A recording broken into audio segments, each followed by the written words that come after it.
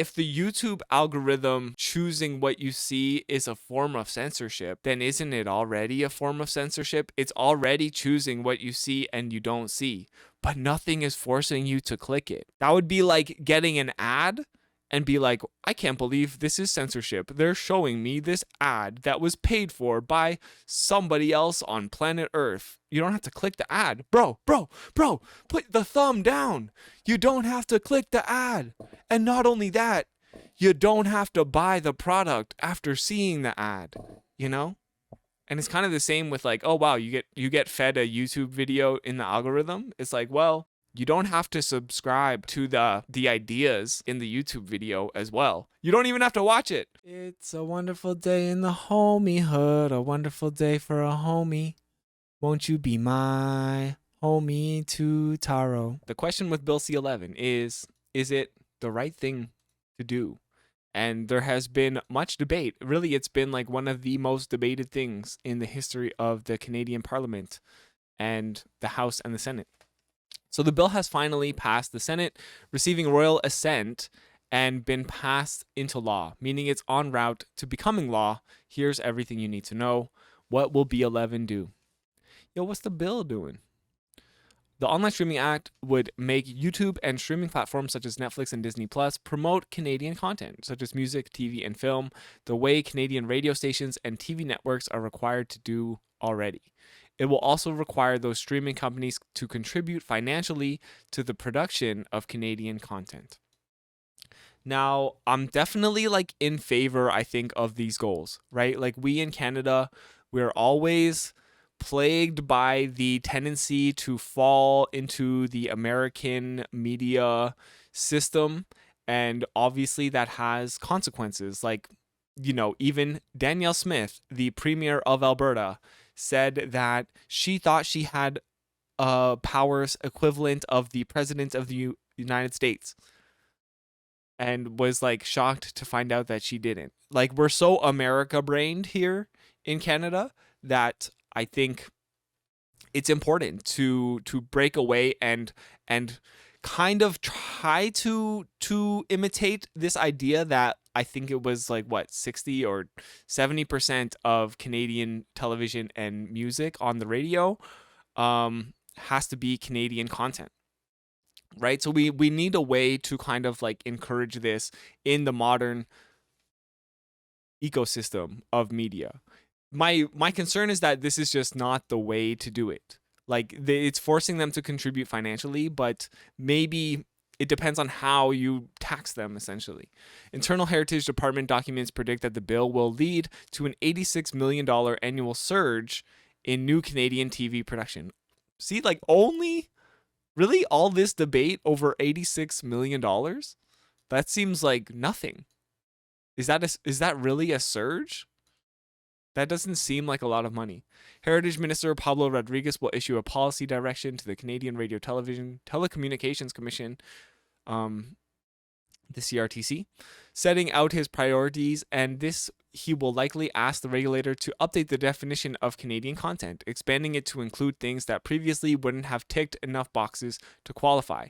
An example of this was Disney's Turning Red, which is about a Chinese Canadian teen in Toronto. All right, this is obviously one of the influences of this emote that we have here in chat is Turning Red. So, okay, interesting.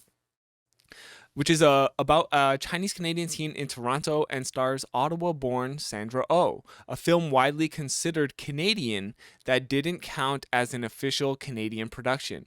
This change will be done by the CRTC in response to the bill being passed. Okay? I think that is probably good. I honestly don't know. Like, in a way, we're just going to have to, now that it's passed, we're just going to have to watch and see how it's used. But I think expanding the definition of what is considered Canadian content is probably important, because it kind of, I feel like we undervalue things. Like this Turning Red is like iconically Torontonian, you know? But if it's not considered Canadian content, then that's kind of a shame. That's kind of like a waste of the iconography of the film. What opposition is there to Bill C-11? Main opposition from Conservatives, YouTube, and Canadian digital first creators who post video content on the platform. They were concerned that ambiguity in its wording could lead to the regulation of people posting amateur videos. Hey, who are you calling amateur? Okay? I'm a professional streamer. Conservative leader PP has argued that the legislation's language opens up the floodgates for algorithmic manipulation, a level of interference they insist would be no less than full-on government censorship. This is just stupid because algorithmic manipulation, like the nature of an algorithm is that it is manipulating, you know?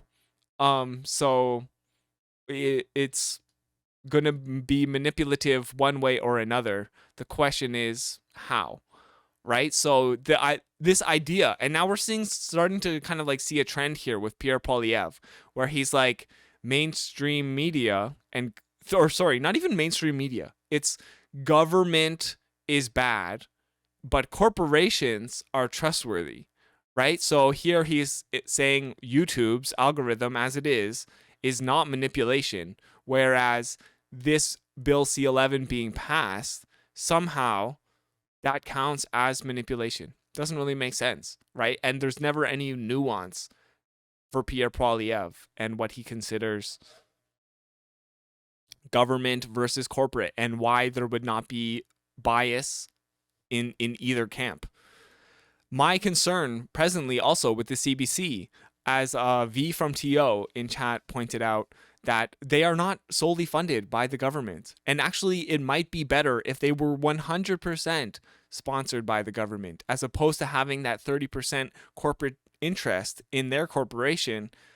That could also lead to bias. They know they're going to get the public funding. The bias probably inserts itself through that extra 30% because that's kind of like the territory that's up for grabs, you know? So why wouldn't that be influential on their reporting? Will creators put #Canada in their video? I don't know. I guess if the CRTC says that's going to help boost my algorithmic chances of it getting picked up by Canadians, that would be great. You know, it's very rare that I get a video that is Canadian and gets as much traction as I wanted to. You know, but I mean, not that I'm a great example. I'm still just like a very small creator. But happy to see that this Doug Ford video that I posted yesterday has like 68 views. You can see here, obviously, that's more than I usually get. And also, you know, average view duration, it's getting worse, but it was doing better before. But I guess maybe the more people that watch it, as the further away you get from the drama, the less the view time tends to be. I find. Conservative heritage spokeswoman Rachel Thomas said influencing what Canadians see by asking platforms to promote more Canadian content, including songs and films, rather than presenting them with options based on their own taste, was a form of censorship. I think this is just such a complex narrative to run with. I mean, I guess they're conservative, so they don't actually have to exercise very much nuance. So it's very easy to them to be like, Bill C-11 is bad and Justin Trudeau is censoring Canadians. And people are like, gonna eat that up. But it's also like, how? You know, like if the YouTube algorithm choosing what you see is a form of censorship, then isn't it already a form of censorship? It's already choosing what you see and you don't see, but nothing is forcing you to click it, right? That would be like getting an ad and be like, I can't believe this is censorship. They're showing me this ad that was paid for by somebody else on planet Earth. And then like, but you don't have to click the ad. Bro, put the thumb down. You don't have to click the ad. And not only that, you don't have to buy the product after seeing the ad, you know? And it's kind of the same with like, oh wow, you get fed a YouTube video in the algorithm. It's like, well, you don't have to subscribe to the ideas in the YouTube video as well. You don't even have to watch it. So how is being fed media a form of censorship? It's very confusing. Of course, like conservatives, I don't think are gonna properly grapple with this idea, but you know, it's like, hey, you know what made the front page of the newspaper today? this article that we're reading right now. Is that censorship because they've chosen this article for us to read on the front page? Is that censorship, or is it up to me, the consumer, to try to parse through the bullshit and reach my own conclusions, you know? And it's like, I think the responsibility there is a bit on both ends. And of course, it's nice when the media is operating in good faith. But the assumption here is that YouTube, Spotify, Disney Plus, whatever, is operating in good faith. And, you know, are they? Some creators have argued that the language in the bill is unclear. That is concerning. Okay, what's all this then? What's all this then? All right. And therefore, they don't know if their content will be subject to the new rules or how the new rules will change the content they're in competition with. So I guess, yeah, that is the thing. We're going to kind of just have to wait and see. And to be honest, I think it is up partly to like YouTube to not completely fuck up their algorithm in a way that harms creators, but can also satisfy the laws of the land, right? And there should always be this discussion of, hey, we need to have some sort of oversight, some sort of watchdog over these algorithms and the effect that they have on our society, right? Don't you think that's probably a good idea? Because otherwise, we're just subject to the mercy of the algorithms. And I mean, we are, and we're going to be regardless. But I think, how do governments of the world kind of catch up with what has already happened? You know, YouTube is what, like 2002? Right? And we're just getting caught up with it. This is the first legislation since 1991. We're just getting caught up with YouTube, right? What do you think is going to happen with AI that is like rapidly tearing through the world? We're not going to get caught up with that for another 20 plus years. Like, we're really slow to these regulations, and the longer it takes, right? If we were to do this right away on YouTube or whatever, all of these streaming services, if we were to do this at like the dawn of the internet and be like, hey, we should put some protections in place for media, they wouldn't be so adamant about keeping what they already have, right? Like, it's been like 20 plus years or whatever of them becoming comfortable with allowing the corporations to set the status quo and having the government react, right? So the government has reacted so slow. And then they're like, you can't do this. I can't believe you're doing this. Our watchdog is a political puppet. What happens when a conservative government gets power and can use this bill for their own purposes? Well, the conservative government, at least in the Senate, the conservative Senate leader is saying that he would repeal this bill. Right? Maybe that is a little revealing. Good morning, Antifa. Right? Like, if the conservative government wants to get rid of this, that is the thing that actually raises my red flags. Is like, okay, but why? Why do the conservatives want to get rid of this? You know? The conservatives who also want to get rid of the CBC want to get rid of Bill C-11 and would just throw it out. They say blah blah, but when they get in power, why would they remove their new power? That is, yeah, that's for real. That is true. You know, and we know how liberals and conservatives play off each other in that way. It's like, hey, usually it's like, hey, conservatives have made things worse. And then the liberals come into power as the alternative, and they don't make things better, but they stop things from getting like slightly worse, you know. But then but things are slowly getting worse over time. If the cons like it, that's a huge red flag. Yeah, I mean, they're saying they don't like it, but yeah, as II says here, there's potential, like, just because they are saying Justin Trudeau is abusing his power now, that doesn't mean they're not going to abuse it later. So I think that's legit. Most Canadians won't notice much change with the passing of the bill. They may see more Canadian productions on streaming platforms such as Amazon Prime Video, Netflix, and Crave, similar to the way they hear Canadian songs and see Canadian shows when watching the radio or broadcast television. Honestly, the thing is, nothing will change.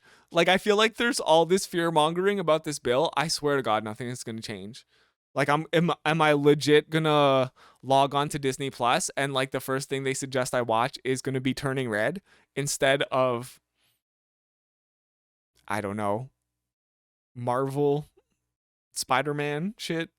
I haven't kept up with the bill, with if the bill got new changes, but when I read it, like how you said before, the bill is extremely vague, but the bill also gives absolute power over certain content, which is worrying to me.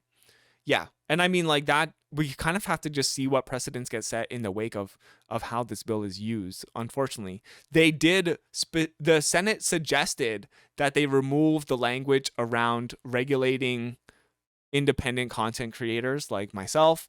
But obviously, that's probably more concerning for people who A, don't make Canadian content, or B, are already successful YouTubers, right? Or whatever, streaming platform people, because that could fuck up what they're expecting to make in their revenue. For me, expecting to make, like, less than $100 a month, I'm like, I already know I can't count on this money. But if you are counting on that money, if you have a staff to pay, and your life is already in motion, then yeah, that could be concerning. For now, YouTube is expected to be the only social media platform that comes under the scope of the bill. Really? So Canadians can presume that the apps they scroll each day and the content they consume them will remain the same. Really? This is all just for YouTube? This YouTube is the only thing being affected like by this? That is like, okay. Actually, this is probably good for me. I was joking before that My Homie Tutaro on YouTube will now be state mandated, but this could be true. Even with C-11 now passed, it's not yet clear what forcing streamers to support. Even with C-11 now passed, it's not yet clear what forcing streamers to support Canadian content would look like. That's up to the CRTC, and that process is expected to take another few years. The passing of Bill C-11 then is sending fears flying over what might happen next. Some artists groups argue that the legislation's language doesn't go far enough in forcing American giants to support Canadian content as much as domestic counterparts. Others insist the new law opens the door to massive overreach, potentially creating upheaval for creators on YouTube and TikTok trying to get their videos to the masses, despite promises that every day users won't be affected. Many fear the service will be forced to rejig algorithms. Oh no. To disproportionately surface Canadian content here in a way that could have repercussions, perhaps entirely unintentional, for how their content is seen elsewhere. Right. So that is the concern, right? Is for these large creators. Basically, we all have a internet imprint, and the algorithm knows what we like. They know that I like watching debate bro content or political videos. And they also might know that I like left-leaning content, right? So to suddenly say, hey, you know what? We're going to push My Homie Tutaro's content, who's a political commentary person and he's a leftist. We're going to start pushing that to like a whole bunch of Canadians who are not even interested in that. Then what will happen is, sure, they either won't click the video, which hurts my algorithmic success, or they will not watch the video for very long, which will also hurt my algorithmic success. Because the YouTube algorithm, I'm pretty sure, as far as I've seen it work, it's like, oh, the first 100 people we tried to show your video to, they either clicked it at a relatively high success rate of like 5 to 10% of people they showed the thumbnail to clicked it, and we're going to keep showing it to more people like that because they clicked it. But if only 1% of people are clicking it, then they're like, you know what? We're just going to stop showing this video altogether because no one's clicking it. Right? So, and then again, with the watch time, that's another way to measure how the algorithm is going to push it or not. So we'll see. Honestly, I don't care because like my success through the algorithm is already so weak that it's like, okay, I guess, I don't know. I don't know if this will actually negatively affect me or not. Some of my other most popular videos are me like making fun of Pierre Poilievre and all the fucking conservatives like rage clicking, watching like way too much of it and then rage commenting to which is all good for like my algorithmic success. So I honestly don't know. I think one takeaway from this too is that content creation is precarious. No matter what, as a content creator, you're going to be dependent on Twitch, on YouTube, on TikTok. You can get banned for basically no explanation from any of those platforms, and there will be no recourse. They're not obliged to bring you back onto the platform. They're not obliged to even tell you why you get banned from those platforms. So content creation is precarious. And, if you are my wife listening to this, I'm sorry for choosing such a uncertain path in life that does not guarantee us money and will always be precarious, even if I'm successful. Domestic and foreign interest groups have spent much of the past few years working Ottawa's back rooms and trotting spokespeople before federal committees to urge lawmakers to either strengthen or water down the new law. It seemed like for every group, such as the Writers Guild of Canada, that showed up to the Senate committee arguing that without cultural protections, we are at risk of losing an entire generation of storytellers. You could find an American streamer such as Netflix insisting that it's already investing plenty in Canada and shouldn't be beholden to a more rigid investment model. All right. As Antifa Squirrel saying, I hope this helps Indigenous artists in the very least. That is true. I think that is always a great thing about Canada.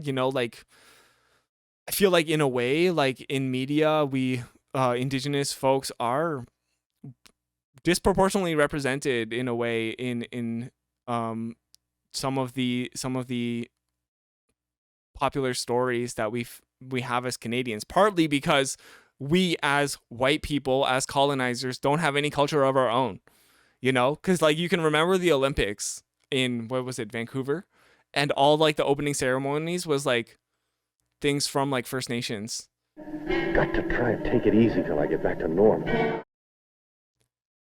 Okay, thank you so much for trying to peddle your wares here, but we're not interested. So it's you see a lot of because they need to meet that quota of Canadian content, and some of the most interesting Canadian content is content from Indigenous artists. Because again, yeah, too early for that. Yeah. Again, we don't really have a history of our own. Our own history here in Canada is like 150 something odd years of colonization. Not exactly the most compelling story to tell, right? It's like people don't even want to believe it's real, let alone hear stories about it. Especially, well, at least not from the perspective of the colonizer. It's like I want to hear it from the perspective of Indigenous folks. So it'll be up to the CRTC to begin work to sort out what the precise application of the act will look like. This work will include consultation with interested parties and stakeholders. This means it could be a while before consumers, artists, content creators, and companies understand and experience the full effect of the act. Honestly, this seems to me like it's really not as serious. According to this article, at least, this is only affecting YouTube. When was YouTube created? When was YouTube founded? 2005. All right, I was close. I was a little early. But 2005, and we are now reacting to this thing that was created way back then and passing Bill C-11, a single piece of legislation that is so narrow in scope that it's literally only affecting YouTube. So yeah, Bill C-11, we got it. State mandated My Homie Tutaro YouTube content coming soon. I feel like this is one of those things, like we're not gonna feel the effects of it in any significant way. We as consumers, which is the large majority of people, probably won't even notice, even if they change the algorithm. #Canada. I don't know if that's going to be enough. I don't think that's enough to help get my content out there. I think the people who might be affected by this are just the large content creators who are already successful in Canada. I don't know if I see anybody else being affected by this. And the shocking thing to me is YouTube is the only thing that's going to be affected. All of this debate, years of debate over YouTube. The takeaway here too is that you need to get ahead. You need to legislate something now about AI in a way, right? Because we can't wait 20 years. If you wait 20 years, then AI will be the one writing the legislation for you. Why not make sure you don't miss the next video by liking, commenting, subscribing, and ringing the bell? Thank you so much for watching. It's my homie 2, Taro. Peace.